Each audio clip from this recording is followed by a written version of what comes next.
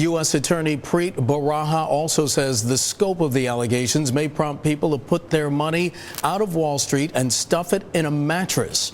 For more on the charges and potential fallout, we're joined by Fred Tecce, a former federal prosecutor, now at his own boutique litigation firm, McShea Tecce. He joins us from Philadelphia. Fred, welcome back to Bloomberg's Bottom Line. Always good to have you on.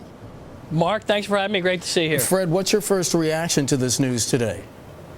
Well, I'm not at all surprised, Mark. You know, I've been expecting these hedge fund managers to be indicted for quite some time based upon what we saw happen, you know, based upon the arrest on complaint warrant of the consultants, of the so-called outside experts. And when you looked at those cases and you realized that the information was valuable to the hedge fund guys, you knew that this was coming. And when I look at what came out today, what it tells me is that this is not over by any stretch of the imagination. It's interesting to me is that we have yet to get an indictment. We have both of these two people charged by information, which means they've waived their right to be charged by the grand jury. Right. And we have Barai, who was charged by a criminal complaint, which means that he may ultimately be part of an indictment. So why no indictments now, Fred?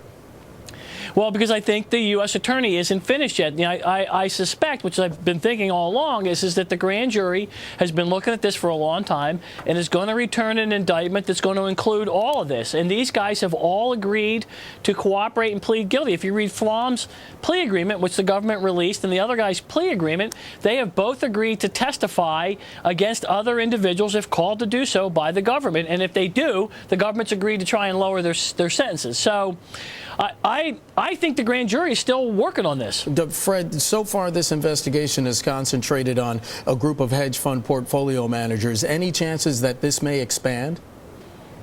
Well, you know, Mark, that's always the million-dollar question. When you're a federal prosecutor, you obviously want to go after the organizations that employed these people. But in order to do that, you have to show that people with control over the organization were criminally culpable, because a company can only act through its individuals. So in order to do that, you have to show that officers or directors were aware of what was going on and condoned it or rewarded it or instructed that it be done. And when you do these cases, I've done them when I was a federal prosecutor, the first thing that happens when you indict these corporations is the management, the upper level management comes in and says, whoa, we had no idea this was going on. If we had known these guys were doing this, we'd have fired them in a New York minute. So, you know, that's where it gets tough. Fred, one FBI assistant director at the press conference said the charges expose the cynicism of what some are calling market research. What should we read into that?